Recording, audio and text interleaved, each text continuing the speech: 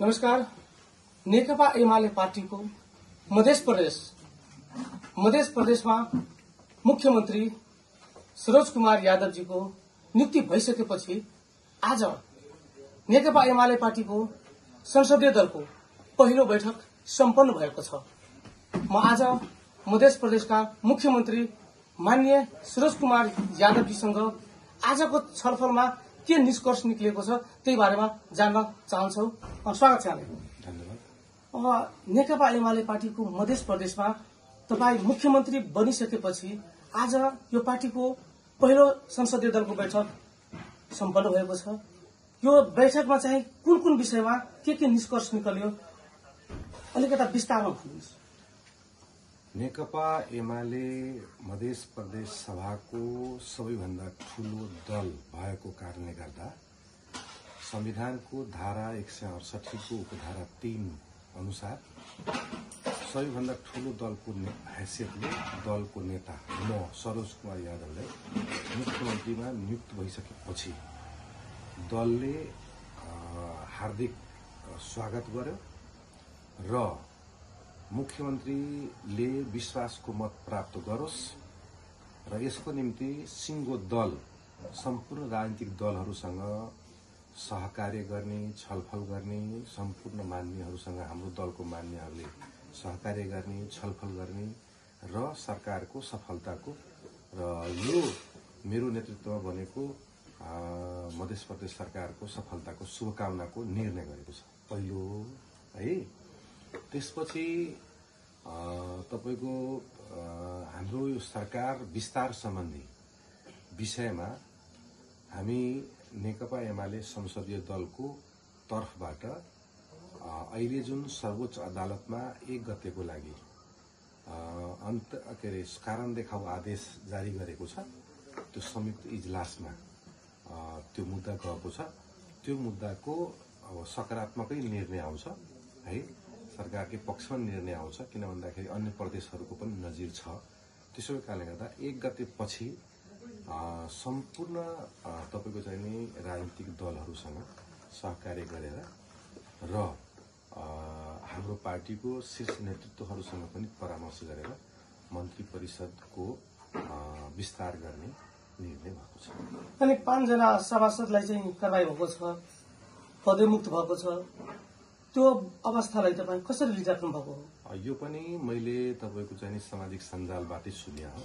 सामाजिक सञ्जालबाट र पत्र पत्रिकाहरूबाटै मैले प्राप्त गरेको सूचना हो यो।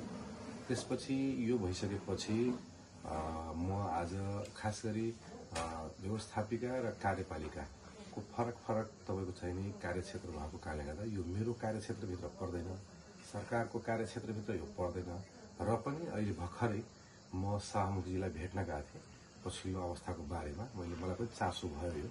अनि मैले उहाँलाई सोधेँ कि यो कसरी कारबाही भयो भन्दाखेरि उहाँले प्रदेश सभा नियमावली र संविधानमै यो खालको प्रावधान भएको कारणले गर्दा तपाईको चाहिँ नि 10 वटा बैठकमा कन्टिन्यू अनुपस्थिति भइसकेपछि तपाईको चाहिँ नि सभामुखको अधिकार क्षेत्रभित्र पर्छ भनेर उहाँले त्यो 5 जना प्रदेश सभाका मान्यज्यूहरूलाई पदमुक्त गर्नुभएको छ। अब यो दुःखद निर्णय हो, किन भन्दाखेरि मान्यहरूको पद जानु भनेको अब यो असाध्यै दुःखद कुरा हो। अब सभामुखज्यूले त्यो गरिसकेपछि यसको थप अब के हुन्छ भन्दाखेरि उहाँले के भन्नुभयो भने म यसको थप कानुनी परामर्श गर्छु र सरकारलाई जानकारी गराउँछु भन्नुहुन्छ। अनि अहिले बाहिर हल्ला छ, तपाईकै पार्टी नेकपा एमाले पार्टीकै एकजना सांसद चाहिँ असन्तुष्ट छ। यो विषयलाई तपाईँ कसरी लिइराख्नु भएको? नेकपा एमाले आज संसदीय दलको बैठक तपाईको नेकपा एमालेको दलको नेताको नेतृत्वमा सरकार बनिसकेपछि, मेरो नेतृत्वमा सरकार बनिसकेपछि को आज पहिलो बैठक हो। हाम्रो संसदीय दलमा आज तपाईको सर्वसम्मत ढंगले यो सरकारको स्वागत र सरकारको विश्वासको मत सम्बन्धी तपाईको परामर्श, सहयोग र सरकारलाई स्थायित्वको लागि पहल गर्ने सर्वसम्मतिबाट निर्णय हो। अब त्यहाँ असन्तुष्ट भएको भए यो सरकारको विरुद्धमा सरकार गठन भएको विषयको विरुद्धमा कुनै मान्ने तपाईँको चाहिँ असन्तुष्ट भएको भए त्यहाँ आउनुपर्छ, त्यो विषयहरू दलको बैठकमा उठेन। अनि असन्तुष्ट दल जुन छ, तपाईँ मुख्यमन्त्री बनिसकेपछि 7 दल उता गठबन्धन पनि बनाउँदैछ अनि बाटोमा आन्दोलनरत छ, अदालतमा हुँदा पनि हालेछ। यो विषयलाई तपाईँ कसरी लिनु?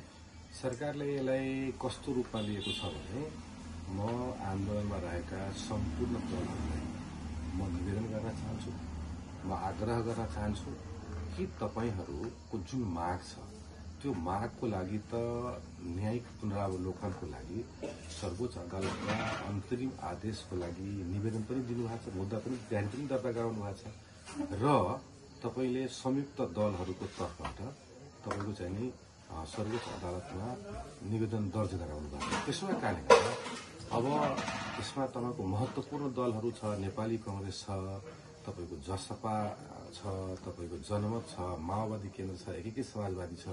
उहाँ सबैलाई मेरो तर्फबाट उहाँको नेताहरूले के आग्रह छ भने तपाईहरू कानूनको सर्वोच्चता मान्ने पार्टी हो, तपाईहरू रल अफ लु मेन्टेन गर्ने पार्टीभित्र तपाईँहरू पनि पर्नुहुन्छ। त्यसो कारणले गर्दा यो नौलो विषय होइन। प्रदेश सरकार गठन भइसकेपछि, संहिता लागू भइसकेपछि यस्तो तेस्रो मुद्दा हो। यस्तै मुद्दा कोशी प्रदेश सरकारमाथि पनि तपाईँको धारा 3 अन्तर्गत परेकै गठन भएकै सरकारमाथि पनि परेको थियो। भनिसकेपछि त्यहाँ पनि नेपाली कांग्रेस थियो, त्यहाँ पनि नेकपा माओवादी केन्द्र थियो। त उहाँहरू त न्यायिक पुनरावलोकनको लागि सर्वोच्च अदालत जाँदाखेरि सडकमा त तोडफोड त गरेका थिएन, तपाईँको चाहिँ कर्मचारी त कुटेका थिएन, राष्ट्रिय झण्डा त फालेका थिएन, तपाईँको चाहिँ नि प्रहरीमाथि हातपात गरेका थिएन। त्यसो कारणले गर्दा म सम्पूर्ण राजनीतिक दलहरूलाई के भन्न चाहन्छु भने जब न्यायिक पुनरावलोकनको लागि तपाईँले सर्वोच्च अदालत तपाईँको पठाउनु हो भने सर्वोच्च अदालतको जे फैसला आउँछ मध्य प्रदेशको सरकार त्यसलाई सहज ग्रहण गर्छ र त्यो निर्देशन अनुसार हामी अरू बाँकी विषयवस्तुहरू अगाडि बढाउँछौँ। त्यसो भए कारणले गर्दा थप विषयमा आन्दोलन नगर्नको निम्ति म निवेदन गर्न चाहन्छु। किन भन्दाखेरि उहाँहरूको आफ्नो स्वार्थको निम्ति गरेको आन्दोलन अहिले जुन 7 दल भनिएको छ त्यो 7 दलहरू अब मुख्यमन्त्री हामी पाउनुपर्छ भन्ने निवेदन हो, उहाँहरूको माग हो। त्यसो कारणले गर्दा उहाँहरूको आफ्नो स्वार्थको आन्दोलन जब गरिरहनु भएको छ त्यसको आन्दोलनको तपाईँको चाहिँ नि त्यो आन्दोलनबाट आम नेपाली आम प्रदेशवासी जनताहरू शास्ति बेहोरिरहेको छ। जस्तै ई रिक्सा संघले तपाईँको चाहिँ नि हिजो कि अस्ति मात्रै हामीले तपाईँको चाहिँ नि हाम्रो तपाईँको चाहिँ नि हामी रोजीरोटीमा हाम्रो समस्या भयो, त्यो बाटो बन्द भयो होइन, हामीलाई तपाईँको चाहिँ नि दिनभरि कमाएपछि हामी पेट पाल्ने श्रमिक वर्गहरूको लागि तपाईँको समस्या भयो र मैले सुनेको त्यहाँ गएर विवाद पनि गरेका थियो। त्यसै कारणले गर्दा म उहाँलाई के निवेदन गर्न चाहन्छु भने तपाईँहरू न्यायिक पुनरावलोकनमा गइसकेपछि सर्वोच्च अदालतमा गइसकेपछि तपाईँले सामान्य सर्वोच्च अदालतमाथि विश्वास गर्नुपर्छ। उहाँको जे निर्णय आउँछ त्यसमा मध्य प्रदेशको सरकार रत्तिभर विलम्ब नगरेर तपाईँको चाहिँ अगाडि बढ्छ। सरकारको पक्षमा आउँछ भने तपाईँहरू पछाडि हट्नुपर्छ, सरकारको विपक्षमा आउँछ भने हामी पछाडि हट्छौँ। त्यसै कारणले गर्दा सडकमा अनावश्यक तपाईँको चाहिने आम प्रदेशवासी आमा बुवा दाजुभाइ दिदीबहिनीहरूलाई शास्ति हुने गरी दुःख हुने गरी आन्दोलन नगरिदिनुहोस्। यसले तपाईँको संहिताको भद्दा मजाक भयो भनेर तपाईँको समाचार सम्प्रेषण भइरहेको छ, संहिताप्रति प्रश्न उठिरहेको छ। संहिताप्रति तपाईँको यस्तो संहिता किन चाहियो? दलहरू सत्ता स्वार्थको लागि सडकमा आन्दोलन गर्ने, दलहरू मन्त्री मुख्यमन्त्रीको लागि सडकमा धरना बस्ने जुन परम्पराको विकास भइरहेको छ यो नगर्नको निम्ति म सम्पूर्ण आन्दोलनमा रहेका दलहरूलाई म निवेदन गर्न चाहन्छु। र कुनै विषयवस्तु छ भने वार्तामा आउन, मध्य प्रदेशको सरकारसँग वार्तामा आउन, उहाँहरूलाई सम्मानजनक तपाईँको सम्बोधन गर्नको निम्ति सम्मानजनक तपाईँको चाहिँ ढङ्गले छलफल गर्नको निम्ति म तयार छु। मध्य प्रदेशको सरकार तयार छ।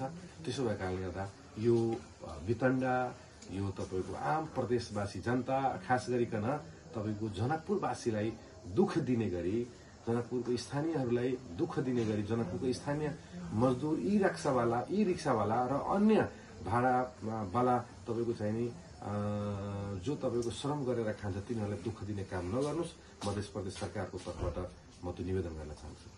अनि झण्डाको कुरा छ, राष्ट्रिय झण्डा नेपालको राष्ट्रिय झण्डा एउटा देश कुनै पनि देशको गौरवको विषय हुन्छ र तपाईँ मुख्यमन्त्रीको हैसियतले वीरेन्द्र सिंहले जुन यो पार्टीमा गएर कार्यालयभित्र गएर हातपात गरेको दृश्य पनि सामाजिक सञ्जालमा आएको छ। यो झण्डा जुन फ्यालेको छ, झण्डाको जुन अपमान भएको छ भन्नाले हाम्रो देशकै अपमान भएको छ।